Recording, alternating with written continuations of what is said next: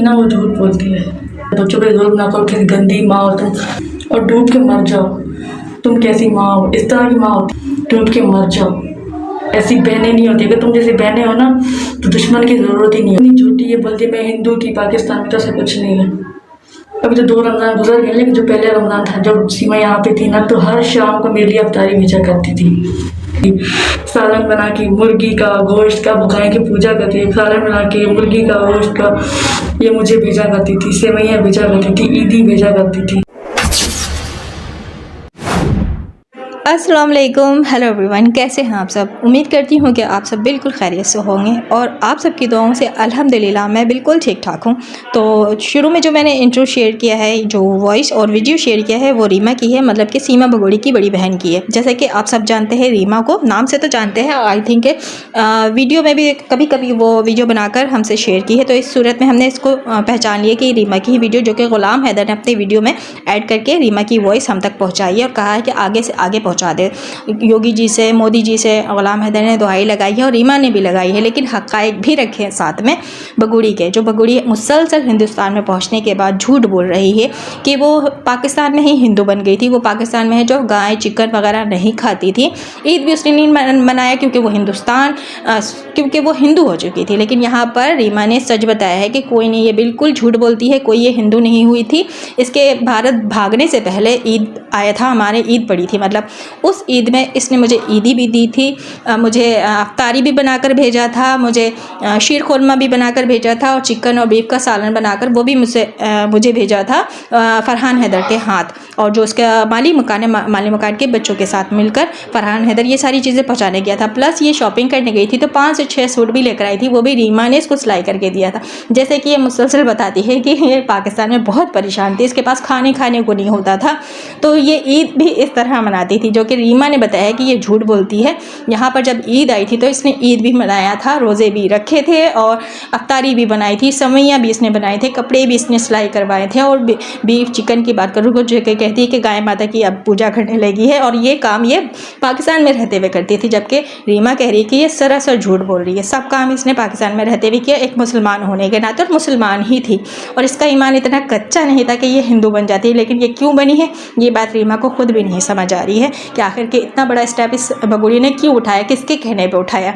तो खैर ये तो एक राज ही है, इस राज का फाश वक्त के साथ ज़रूर एक ना एक दिन हो ही जाएगा। लेकिन कहना मैं ये चाह रही हूँ कि आगे जो वॉइस में आप लोगों के साथ ये रीमा की शेयर करने जा रही हूँ, डिटेल्स में उसने बात की है, आप लोगों ने गौर से सुनना है क्योंकि वॉइस जो है वॉइस बहुत स्लो आ रही है, तो गौर से सुनिएगा। आई थिंक रीमा यूट्यूबर तो है नहीं, उसने अपने तरीके से हम तक अपनी बात पहुँचाने की कोशिश की, यही बहुत बड़ी बात है। ये बहन हाथ जोड़ के पुरजोर अपील करता है, फरहान खान, फरवा बतूल, फरिया बतूल, फरा बतूल, हमारे लगते जिगर छोटे मासूम बच्चे हैं, उनके लिए रोक कर पुरजोर अपील करता है। रियासत का काम है, हुकूमत किसी एक मुल्क का नहीं होता। अस्सलाम वालेकुम, मैं रीमा और आज मैं ईद का 5वां दिन है। ईद किस तरह से गुजरी है वो हम जानते हैं। 2 साल 2 ईदें गुजर गई रमज़ान की, लेकिन आज तक हमारे बच्चे वापस अपने मुल्क नहीं हैं। हैदर भाई बेचारे इतनी मिलते हैं, इतनी चिड़चिड़ा कर सरकार के पास गए, अपील करी कि मेरा वीज़ा लगवा दो, मेरे 4 मासूम बच्चे हैं, उनको पाकिस्तान वापस भेज दें, लेकिन उसने उनकी किसी ने नहीं सुनी। हम चाहते हैं कि हमारे बच्चों को पाकिस्तान डिपोर्ट किया जाए। हमारे बच्चों का क्या कसूर है, उसकी माँ को लेके पाकिस्तान छोड़ के भाग गई और शर्म तो उसको आता नहीं है। उसने अपने 4 बच्चों की ज़िंदगी तबाह और बर्बाद कर दी है और ख़ुद को माँ बोलती है, बोलती मैं माँ हूँ। अगर तुम माँ होती तो इस तरह से अपने बच्चों की ज़िंदगी तबाह ना करती, बर्बाद ना करती। देखिए, मैं योगी सरकार से, मोदी सरकार से और अपनी पाकिस्तान की सरकार से हाथ जोड़कर अपील करती हूँ कि हमारी सुनी जाए, हमारे 4 मासूम बच्चों को वापस अपने मुल्क लाया जाए। खुदारा हैदर भाई की मदद की जाए, वो बेचारे बेबस हैं, उनकी कोई नहीं सुन रहा। उनका क्या कसूर है कि वो एक मजदूर बाप थे, वो मजदूरी करने के लिए, पैसे कमाने के लिए, अपने बच्चों को तहफ़्फ़ुज़ देने के लिए परदेश चले गए और वापस आके उसकी बीवी ने उसके साथ ना कुछ कर दिया। उनके पास कुछ नहीं बचा, उसका घर, उसके बच्चे, उसके पास कुछ नहीं बचा। खुदारा उस पर रहम खाए, एक मजलूम बाप की आह से बचें, खुदारा उन पर रहम करें। उनका क्या कसूर है। और लोग बोलते हैं आसिफ भी नहीं आता सुमेरा, लेकिन हम अपने बच्चों के लिए आवाज़ उठाते हैं। ज़रूरी नहीं है कि अगर हम लोग वीडियो में नहीं आ रहे तो हमें अपने बच्चों की परवाह नहीं है। हमें पता है कि हम पे क्या गुजरती है। हमने अपने बच्चों को पाला है, मैंने पाला था। मैंने परवा को, फरहान को, मुन्नी को, फरिया को अपनी माँ से बढ़ के मैंने प्यार किया है। अगर वो इतनी अच्छी माँ होती तो उनको इस तरह से लेके चली नहीं जाती। और मुझे पता है जैसे मेरी वीडियो आएगी वो मुझे देखेगी, बोलेगी नहीं नहीं नहीं ये मेरी बहन नहीं है, ये तो हैदर भाई ने किसी को पैसे दे के कराया होगा, ये फेक वीडियो। तो ऐसा कुछ नहीं है। आज भी हम दुआ करते हैं अपने रब से, अपने परवरदिगार से कि या अल्लाह हमारी दुआ सुनो। हमारे 4 मासूम बच्चे भारत में कैद हैं, उनको अपने महबूब हज़रत मोहम्मद सल्लल्लाहु अलैहि वसल्लम के सदक़े में उनको रिहाई अता फरमाएं। जहाँ हम बेबस की नहीं पहुँच रही वहाँ अल्लाह तुम्हारी पहुँचेगी, आपकी सब सुनेंगे। हे मेरे अल्लाह तो हमारी मदद फरमा, हमारे 4 मासूम बच्चों को वहाँ जालिमों की कैद से आज़ाद करवाए, उन्हें आज़ादी दे। इस तरह की माँ नहीं होती जो अपने 4 मासूम बच्चों को, जो मुसलमान थे पर उनकी सुन्नत हुई है, उनको हिंदू बना लेगी, ये पूजा करो ये करो। तो ऐसा कुछ नहीं होता। सीमा एक झूठी है, तो वो जो भी करती है ना वो झूठ बोलती है। अगर वो इतनी सच्ची है ना तो आज भी मैं उसकी वीडियो पे कमेंट करती हूँ तो मुझे तो जवाब नहीं देती। तो तुम सच्ची हो तो मुझे जवाब दिया करो ना, मुझे जवाब दो। किस बात का डर है तुम्हें?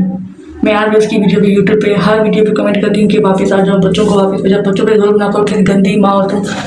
अगर इतनी अच्छी हो ना तो मुझे जवाब दो, मैं तुम्हारे जवाब का इंतज़ार कर रही हूँ। और डूब के मर जाओ। तुम कैसी माँ हो? इस तरह की माँ होती है जो अपने बच्चों की ज़िंदगी तबाह करती है। इस तरह से सबके बच्चे जा रहे हैं स्कूल, तुम्हारे बच्चे वहाँ बैठ रहे हैं, पता नहीं उन पर क्या क्या तशद्दुद किया जा रहा होगा। शर्म करो। हैदर भाई को उसके बच्चे वापस करके दो, डूब के मर जाओ। ऐसी बहनें नहीं होती। अगर तुम जैसे बहनें हो ना तो दुश्मन की ज़रूरत ही नहीं होती। क्या छोड़ा तुमने हमारे लिए? कुछ नहीं बचाया तुमने हमारे लिए। वो इतनी झूठी है, बोलती मैं हिंदू थी पाकिस्तान में, तो ऐसा कुछ नहीं है। अभी तो 2 रमज़ान गुजर गए, लेकिन जो पहले रमज़ान था जब सीमा यहाँ पे थी ना तो हर शाम को मेरे लिए अफ्तारी भेजा करती थी।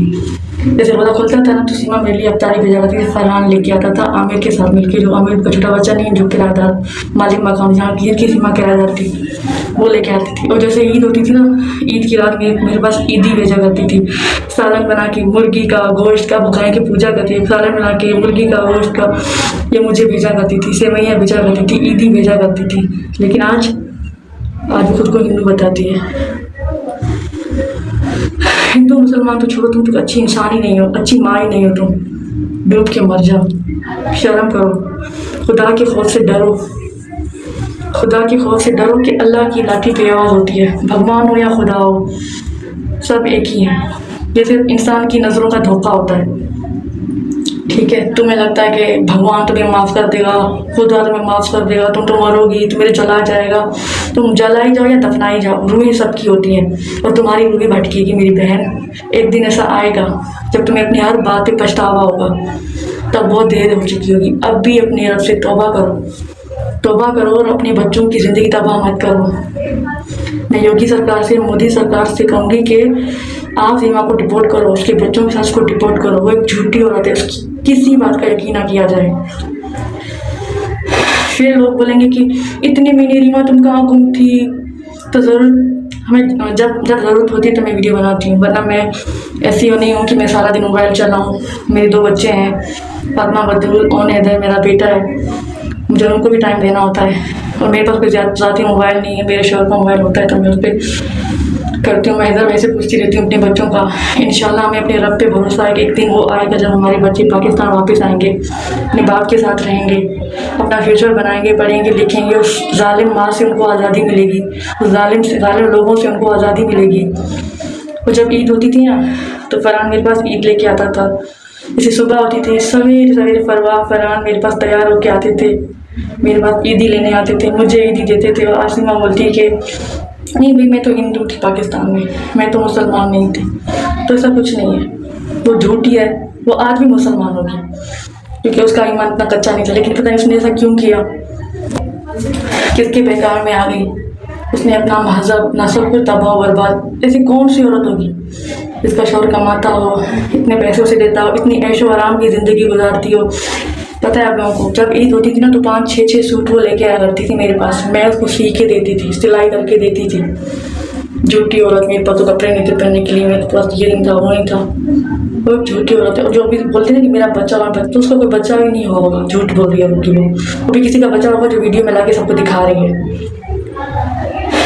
मैं बोलूँगी कि खुदा के खौफ से डरो और एक बेबस बाप की आह से डरो कि कहीं उसकी आह ना लग जाए तुम्हें। और मैं अपनी पाकिस्तान की सरकार से भी अपील करती हूँ कि आप हैदर भाई का साथ दें, उसको अपने बच्चों से मिलाएं, उस बेबस बाप की मदद करें। और मैं भारत सरकार से कहूँगी, योगी जी से, मोदी जी से, कि आप सीमा के बहकावे में मत आएँ। खुदारा आप बच्चों को अपने बाप के हवाले करें। वो सीमा और बच्चों की ज़िंदगी तबाह कर रही है, बर्बाद कर रही है, उनको बचाएं और मेरी मदद करें। हमारे 4 बच्चों को वापस अपने मुल्क लाएं। हम बेबस हैं, हमारी फरियाद नहीं सुनी जा रही, खुदारा हमारी मदद करें।